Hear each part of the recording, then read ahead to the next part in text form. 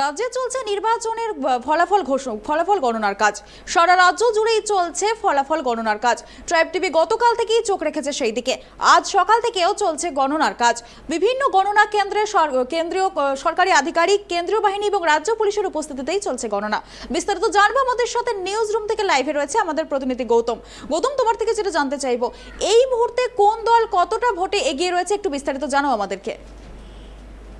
দেখো তৃপ্তি, গতকাল অর্থাৎ 11ই জুলাই সকাল 8টা থেকে কিন্তু রাজ্যের সমস্ত গণনা কেন্দ্রে ভোট গণনার কাজ শুরু হয়েছে এবং কেন্দ্রীয় নিরাপত্তা বাহিনী এবং রাজ্যের সশস্ত্র পুলিশ দিয়ে কিন্তু এই গণনার কাজ চলছে, পরিচালনা কাজ চলছে এবং গণনা কর্মীরাও যেমন রয়েছেন তেমনি রয়েছেন বিভিন্ন দলের যে পোলিং এজেন্ট তারাও। এবার গতকাল আমরা দেখেছি সেটা হচ্ছে যে গ্রাম পঞ্চায়েত নির্বাচনের যে ফলাফল গণনা সেটা কিন্তু প্রায় রাত্রি 9টা পর্যন্ত চলেছে এবং তারপরে শুরু হয়েছে পঞ্চায়েত সমিতির গণনা এবং রাত ভর মানে সকাল থেকে সারা রাত ধরে গণনার কাজ চলেছে এবং এখনও গণনার কাজ চলছে, কেননা জেলা পরিষদের গণনার কাজ কিন্তু এখনও চলছে। যা অনুমান করা হচ্ছে তাতে বেলা 2টো বা 3টে বাজতে পারে সম্পূর্ণ গণনার কাজ সম্পূর্ণ হতে। এবার আসছি তোমাকে রেজাল্টের বিষয়ে। আপাত দৃষ্টিতে যে রেজাল্ট এসছে, অর্থাৎ যে রেজাল্ট গ্রাম পঞ্চায়েত এবং পঞ্চায়েত সমিতির রেজাল্ট এসছে আমাদের হাতে, তাতে গোটা রাজ্যে জুড়ে কিন্তু আবার সবুজ আবিরের ঝড় উঠেছে, অর্থাৎ আবার শাসক দলের ঘাসফুল ফুটছে সব জায়গাতেই। কেননা যে চিত্রটা আমরা পেয়েছি সকাল থেকে কিন্তু অনেকটাই, গতকাল সকাল থেকেই গণনা শুরুর পর থেকে অনেকটাই এগিয়েছিল তৃণমূল কংগ্রেস এবং বিজেপি বা যারা বিরোধী পার্টি তারা অনেকটাই পিছিয়ে ছিল। তোমাকে আমি গ্রাম পঞ্চায়েত অর্থাৎ গ্রাম পঞ্চায়েত যেটা মূল জায়গা, যে গ্রাম পঞ্চায়েতের গ্রাম দখলের লড়াই, সেই গ্রাম পঞ্চায়েতের আসনের যে ফিগারটা এখন তোমাকে আমি দেব, সেটা হচ্ছে মোট 63,200 আসন রয়েছে মোট গ্রাম পঞ্চায়েতের আসন। তার মধ্যে ইতিমধ্যেই 42,825টি আসন পেয়ে গেছে তৃণমূল কংগ্রেস, যেটা গতবারের থেকে অর্থাৎ 2018 থেকেও 4,000 সংখ্যা বেশি। অর্থাৎ তৃণমূলের যে ঝড়, সেই ঝড়ে কিন্তু গ্রাম বাংলায় একদম সবুজ আবিরে ছেয়ে গেছে। প্রতিটা গ্রাম পঞ্চায়েতই প্রায় দখল করেছে তৃণমূল কংগ্রেস এবং রাজ্যে 63,000-এর মধ্যে 42,000 গ্রাম পঞ্চায়েতের আসন দখল করেছে তৃণমূল কংগ্রেস। এটা একেবারে সবুজ ঝড় বলতেই পারো। 2 নম্বর, যেটা বিরোধী দল, আমাদের রাজ্যের প্রধান বিরোধী দল, রাজ্য বিধানসভায় যারা 76টা আসন দখল করেছিল এবং লোকসভা নির্বাচনে যারা 12টি আসন দখল করেছিল, সেই বিরোধী দল তারা কিন্তু 10,000 পর্যন্ত যেতে পারেনি। অর্থাৎ পঞ্চায়েত যে গ্রাম পঞ্চায়েতের যে আসন, সেই 63 আসনের মধ্যে তারা 10,000-এর অঙ্ক ছুঁতে পারেনি। তাদের 9,570-এ বিজেপি আটকে গিয়েছে গ্রাম পঞ্চায়েতের আসনে। পাশাপাশি এবারে অভূতপূর্বভাবে কিন্তু আমরা দেখেছিলাম কংগ্রেস এবং সিপিএম তারা লড়াইয়ের ময়দানে নেমেছিল। অবশ্যই তারা রেজাল্ট তাদের গতবারের তুলনায় নিঃসন্দেহে অনেকটাই ভালো করেছে এই মতোই বলবো। লেফট ফ্রন্ট অর্থাৎ বাম ফ্রন্ট বা সিপিএম তারা 3,064টা আসন পেয়েছে, কংগ্রেস যেখানে পেয়েছে 2,466টা আসন। উল্লেখযোগ্যভাবে 2,856টি আসন পেয়েছে নির্দল প্রার্থীরা। তুমি জানো তৃপ্তি, যে তৃণমূল কংগ্রেসের টিকিট না পেয়ে অনেকে নির্দল হয়ে দাঁড়িয়েছিলেন, আবার কংগ্রেসের টিকিট না পেয়ে অনেকে নির্দল হয়ে দাঁড়িয়েছিলেন, আবার অনেকে আইএসএফ একটা পার্টি, ভূমিরক্ষা একটা কমিটি একটা পার্টি, এরা যেমন নির্দল হিসেবে দাঁড়িয়েছিল। সেই নির্দলের সংখ্যাটা 2,856 জন। কিন্তু মোট যে 63,000 অর্থাৎ প্রায় 64,000 যে গ্রাম পঞ্চায়েতের আসন, তার মধ্যে কিন্তু একাই 42,000 অর্থাৎ মানে পার্সেন্টেজ যদি তুমি ধরতে যাও তাহলে সেই সংখ্যাটা কিন্তু অনেকটা, প্রায় 60% গ্রাম পঞ্চায়েতের দখল ভোট পেয়েছে হচ্ছে গ্রাম পঞ্চায়েতের ক্ষেত্রে বলছি টিএমসি বা তৃণমূল কংগ্রেস। 3 নম্বর হচ্ছে, এবার আসছি পঞ্চায়েত সমিতির রেজাল্ট, যেটা রাতভর গণনা হয়েছে। যে রেজাল্ট আমাদের পঞ্চায়েত সমিতির আসছে, সেই পঞ্চায়েত সমিতিতেও কিন্তু সবুজ ঝড়। কেননা আমি এই জন্যই বলছি, 6 6,806টি আসন পেয়েছে পঞ্চায়েত সমিতির, 6,806টি আসন পেয়েছে তৃণমূল কংগ্রেস, যেখানে বিজেপি পেয়েছে 1,023টি। কিছুটা শক্তি বৃদ্ধি করেছে এখানটায় বিজেপি, কিন্তু প্রত্যাশা মতো যে ভাবা হয়েছিল যে কংগ্রেস এবং জোটের একটা ভালো ফল হবে, সেক্ষেত্রে দেখা গেল কংগ্রেস মাত্র 265টা আসন পেয়েছে পঞ্চায়েত সমিতির, এবং লেফট ফ্রন্ট অর্থাৎ বামফ্রন্ট বা সিপিএম তারা পেয়েছে 185টা আসন, এবং আদার্স এখানে কিন্তু অন্যান্যরা, অর্থাৎ যেটা বললাম যে অন্যান্য দল থেকে যারা দাঁড়িয়েছে, নির্দল বা মানে নির্দল সিম্বলে যারা দাঁড়িয়েছিল, তার মধ্যে আইএসএফও আছে, তার মধ্যে ভূমি রক্ষা কমিটিও আছে, তার মধ্যে অন্যান্য দল থেকে চলে যাওয়া কিছু টিকিট না পাওয়া নির্দল প্রার্থী রয়েছে। সেই সংখ্যাটা পঞ্চায়েত সমিতিতে কিন্তু তোমার বামফ্রন্ট এবং কংগ্রেসের থেকে আরও একটু বেশি, তারা 317টি আসন পেয়েছে। এটা হচ্ছে তোমার গ্রাম পঞ্চায়েত এবং পঞ্চায়েত সমিতি রেজাল্ট। এখনও পর্যন্ত জেলা পরিষদের যে ভোট গণনা সেটা চলছে। সেই আমাদের তুমি জানো যে রাজ্যে 20টি জেলা পরিষদের ভোট নির্বাচন হয়েছে, এবং আর একটা জিনিস তোমাকে বলবো, সেটা হচ্ছে যে এই যে কালিম্পং যে দার্জিলিং যে মহকুমা পরিষদ, সেই কালিম্পং মহকুমা পরিষদ সেটা কিন্তু নির্দলরা জিতেছে, অর্থাৎ নির্দল বলতে সেখানটায় কিন্তু অনিত থাপার জল তারা কিন্তু দখল করেছে কালিম্পং মহকুমা পরিষদ। এবারে আসছি তোমাকে জেলা পরিষদের যে বেশ আসন, 20টা জেলা পরিষদ, অর্থাৎ উত্তর দিনাজপুর সহ যে 20টা জেলা পরিষদ রয়েছে। যেমন আমাদের উত্তর দিনাজপুর জেলায় আমাদের যে উত্তর দিনাজপুর জেলার যে জেলা পরিষদের সেখানে 26টি আসন রয়েছে। সেখানে আপডেট পাওয়া পর্যন্ত আমি যে হিসাবটা পেয়েছি, তাতে 24টি আসনের ফলাফল ঘোষণা হয়ে গেছে উত্তর দিনাজপুরের। তাতে সেই 24টি আসনের মধ্যে 21টি জয়লাভ করেছে তৃণমূল কংগ্রেস এবং 3টি জয়লাভ করেছে কংগ্রেস। এখানে কিন্তু বিজেপি খাতা খুলতে পারেনি উত্তর দিনাজপুর জেলায়, এবং পারেনি সিপিএমও খাতা খুলতে। কংগ্রেস কিন্তু 3টি আসন এবার দখল করেছে জেলা পরিষদের, এখন শেষ পাওয়া খবর পর্যন্ত। তবে গোটা রাজ্যের যে জেলা পরিষদের আসন, সেটা যেহেতু গণনা চলছে, তার আপডেটটা আগামী পরে দিতে হবে।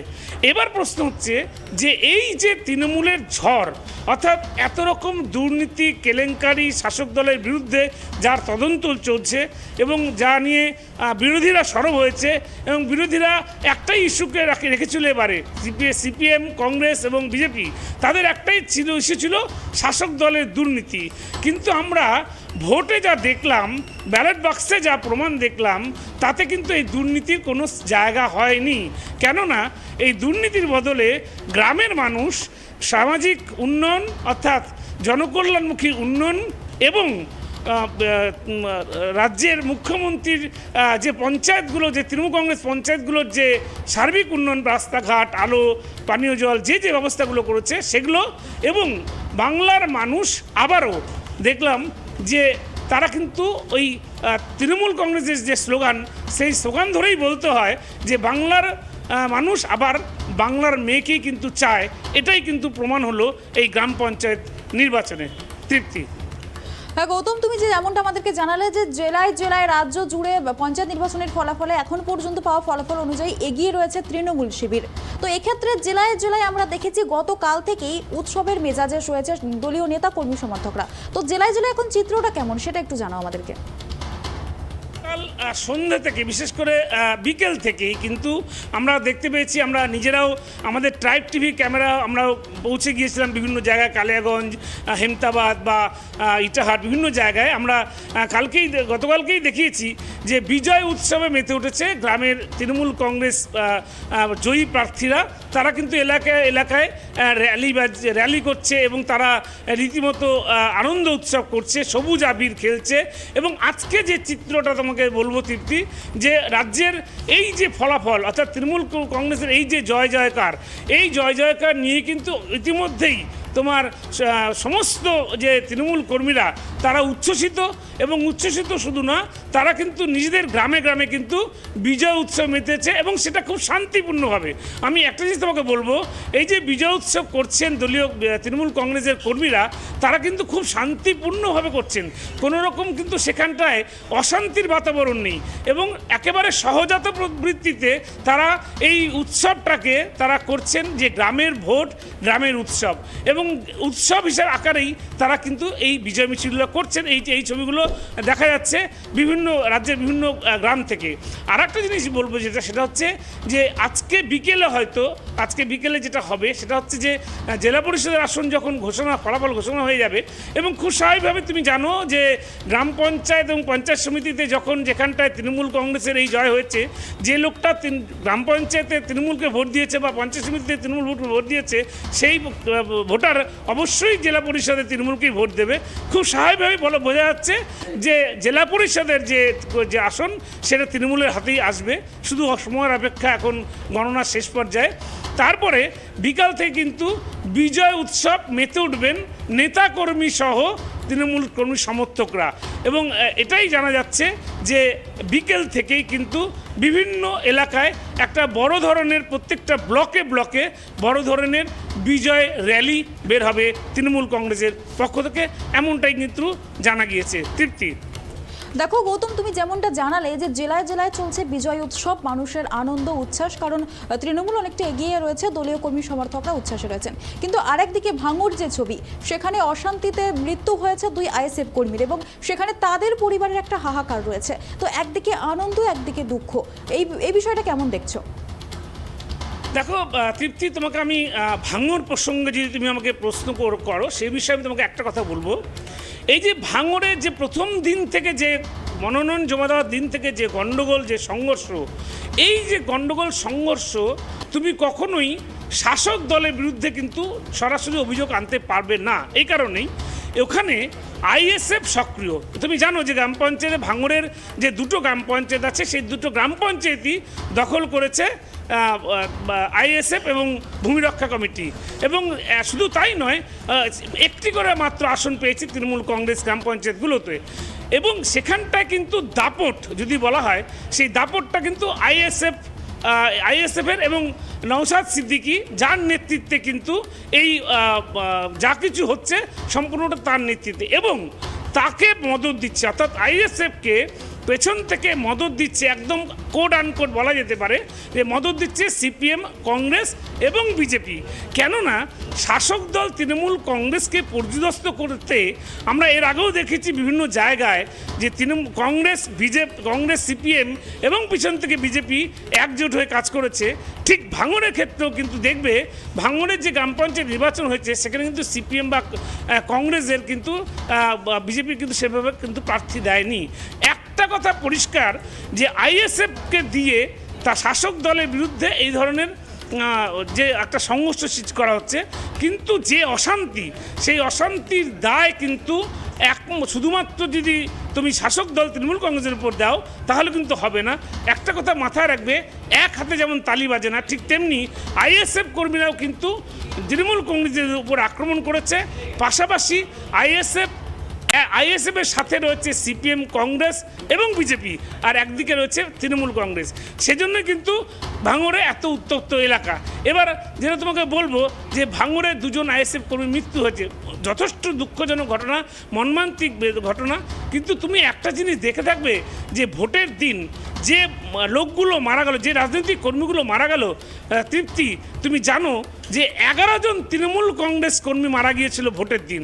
সেখানে বিজেপির মাত্র 2জন মারা গেছে, 3জন মারা গেছিলো, 2জন সিপিএমের, 2জন কংগ্রেসের। তাহলে যদি রাজনৈতিকভাবে খুন দেখতে হয়, সেই রাজনৈতিকভাবে খুন কিন্তু হয়েছে তৃণমূল কংগ্রেসের কর্মীরা।